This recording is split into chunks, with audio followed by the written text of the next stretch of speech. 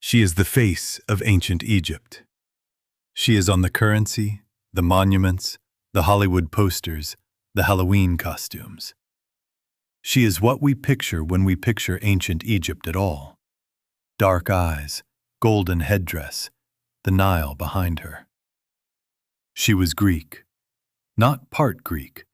Not Greek on her mother's side. Macedonian Greek by dynasty, by language, by education, by culture.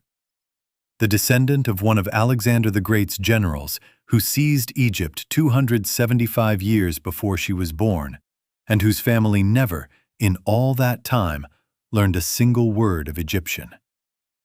The Egypt of Cleopatra was a Greek empire built on Egyptian soil, and every image you have ever seen of her, every film, every painting, every textbook illustration, was designed originally by the man who killed her. That's not a metaphor. In 31 BC, Octavian, the future Augustus Caesar, defeated Cleopatra at the Battle of Actium. He then spent the next decade systematically replacing her actual documented history with a story his poets wrote for him.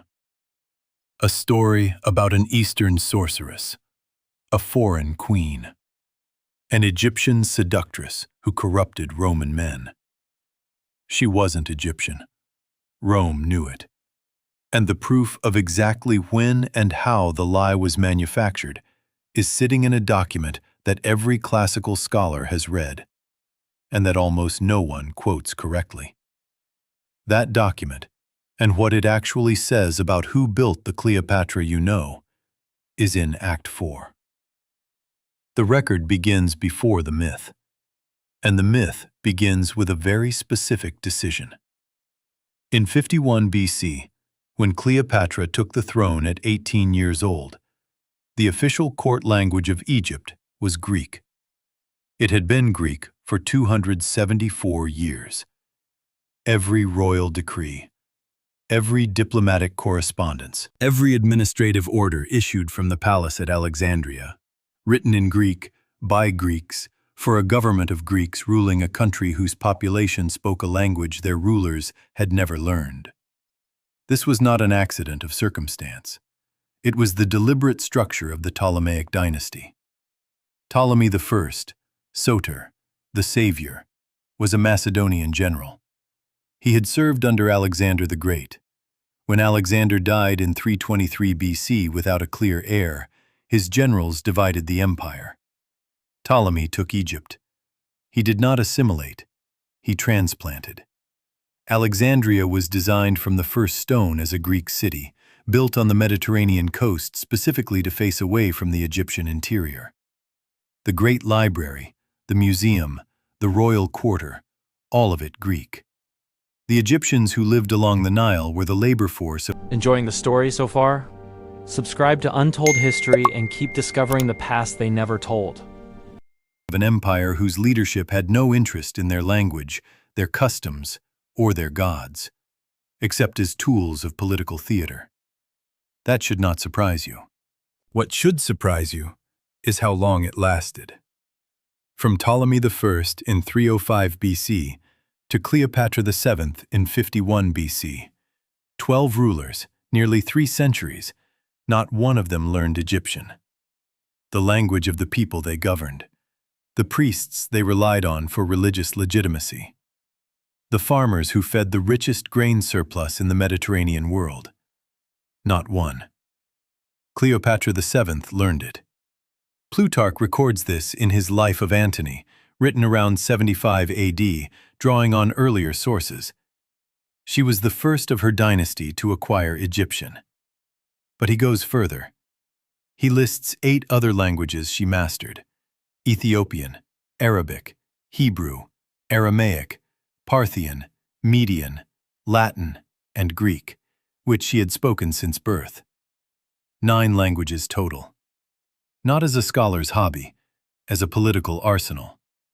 She learned them because she understood something none of her ancestors had bothered to grasp.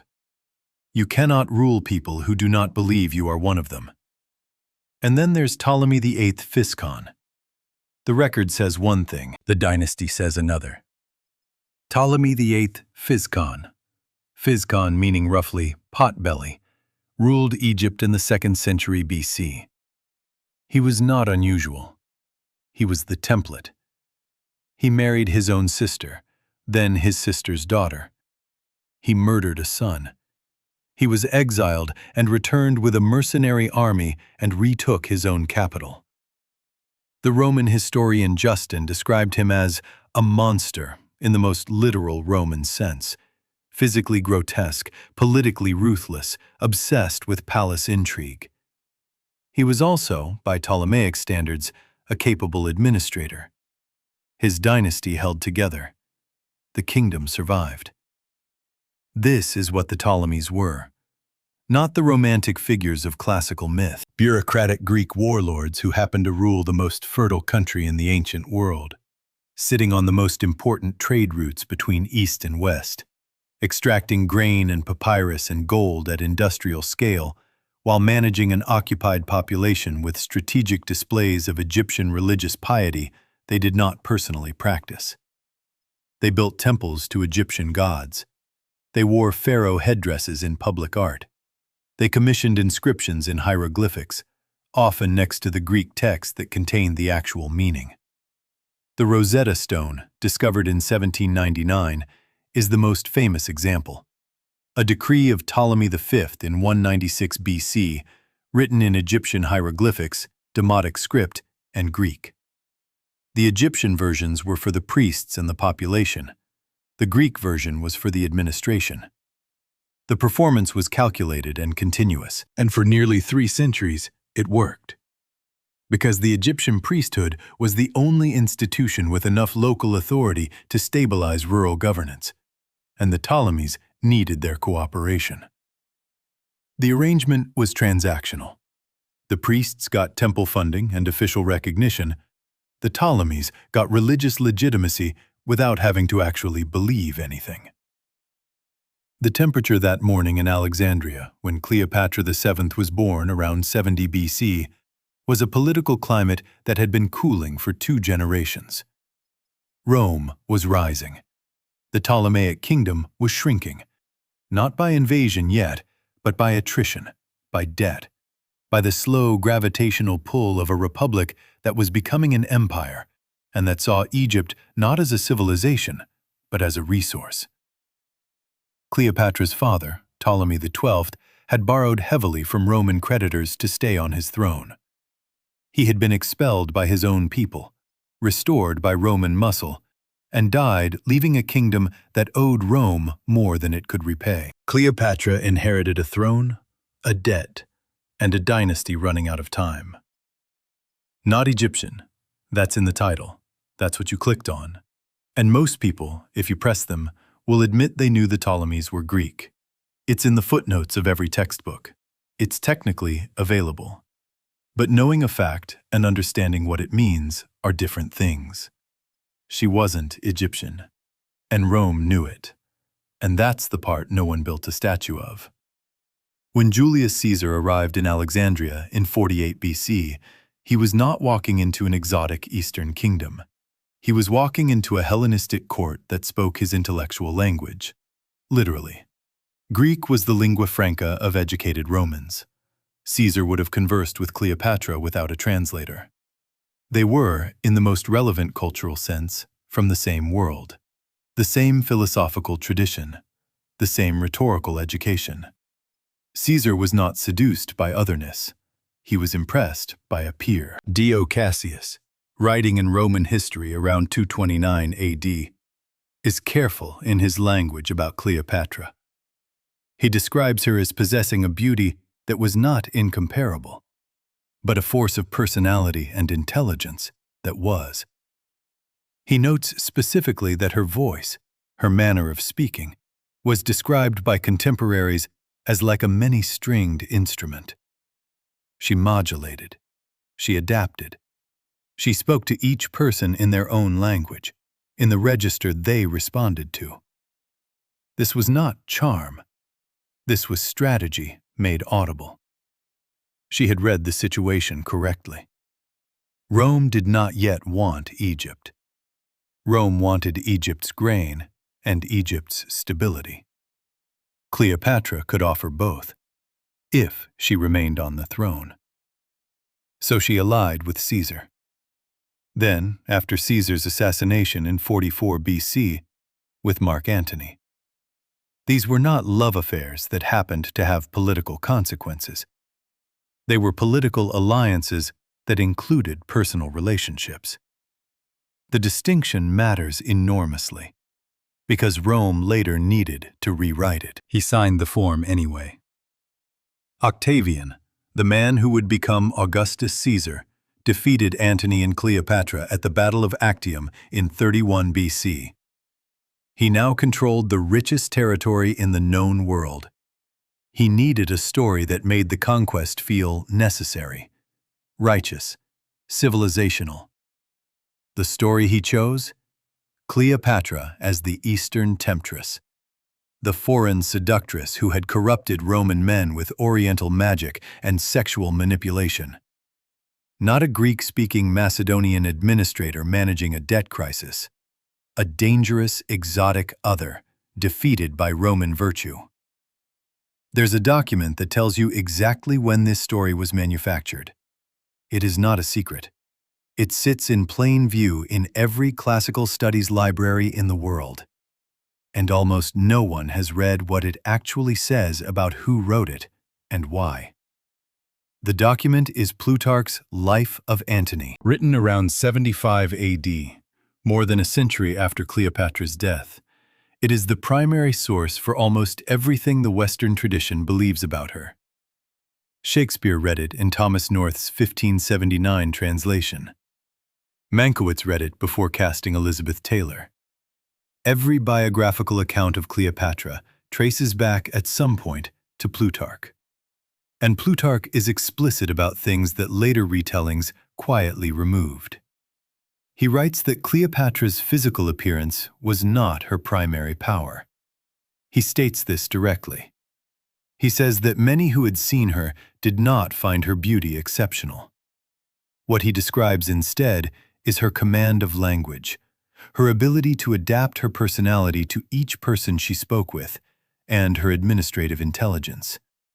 He calls her the first of her dynasty to learn the Egyptian language, framing this as remarkable, which it was, precisely because it had not happened in nearly 3 centuries of Ptolemaic rule. Plutarch was not writing propaganda. He was writing biography in the Greek tradition, which included assessment of character, not just events. And his Cleopatra is a strategist, not a seductress. The seductress came later.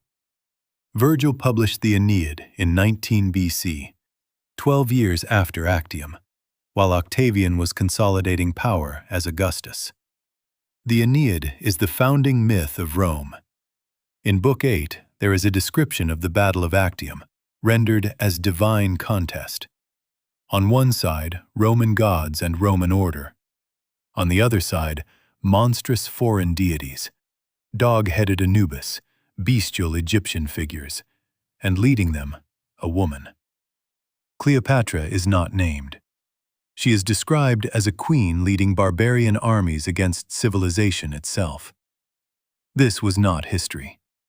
It was state literature commissioned in the cultural moment when Augustus needed his conquest of Egypt to feel like the salvation of the Roman world.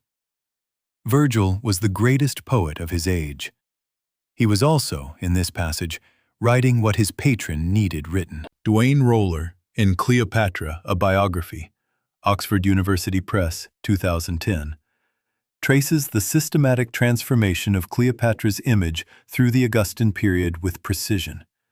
The coinage changes, the erasure of her face from monuments, the replacement of her diplomatic correspondence with romantic anecdote. It was not a conspiracy. It was standard imperial image management, the kind every conquering power has applied to the leaders they defeated. Make them ridiculous. Make them seductive. Make them other. The more dangerous move was what Rome did with her ethnicity. By emphasizing her Egyptian context, the palace, the Nile, the Sphinx, and suppressing her Greek identity, Rome achieved something subtle and permanent. They made her a foreigner twice over. Foreign to Greek civilization, foreign to Roman civilization. An exotic anomaly from a strange land, not a Macedonian Greek monarch from the same Hellenistic world that educated Roman aristocrats. It was more effective than any assassination. In approximately 48 BC, the year Caesar arrived, Cleopatra appeared before a crowd in Alexandria. She spoke in Egyptian. We do not have a transcript. We have Plutarch's account and the administrative record of her reign, which shows she was the first Ptolemaic ruler to issue decrees in both Greek and Egyptian simultaneously. She did not abandon Greek. She added Egyptian. She stood in front of a population whose ancestors had been governed by 12 consecutive Greek-speaking rulers, none of whom had bothered, and she spoke to them in their language. Think about what that required. She was not born into it. She studied it, deliberately, as a political calculation. As a young woman managing a dynasty in decline, surrounded by Roman creditors and fratricidal siblings who would murder her if given the opportunity. She chose to learn the language of the priests, the farmers, the soldiers who defended the Nile Delta, not because she was sentimental, because she was precise. The crowd's response is not recorded. What is recorded is that the Egyptian priesthood, the single most powerful non-Roman institution in the ancient Mediterranean, supported her. They inscribed her name in hieroglyphics at Dendera. They called her the new Isis. They gave a Macedonian Greek queen the oldest religious legitimacy in the world. She had earned it. And then Rome came. And the story Rome told was that she was a sorceress, a temptress, an Eastern queen who had bewitched Roman generals with her Egyptian magic. She wasn't Egyptian. She had simply become the only ruler in her dynasty's history who had tried to understand the people she governed. Rome found that more threatening than any army she could have raised. The myth survived. The woman did not. But the myth is still working. In 2020, a debate erupted across academic journals, social media, and major newspapers about the casting of Cleopatra in film and television. Specifically about whether she should be portrayed by a black actress, a white actress, or an Arab actress. Enjoying the story so far? Subscribe to Untold History and keep discovering the past they never told.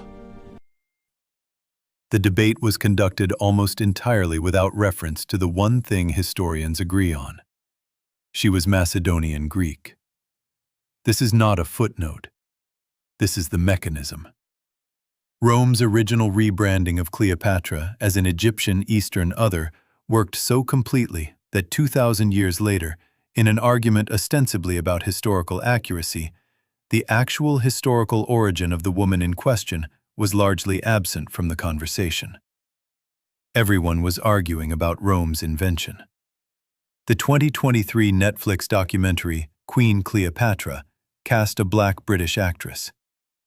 The Egyptian government filed an official complaint. Greek academics objected.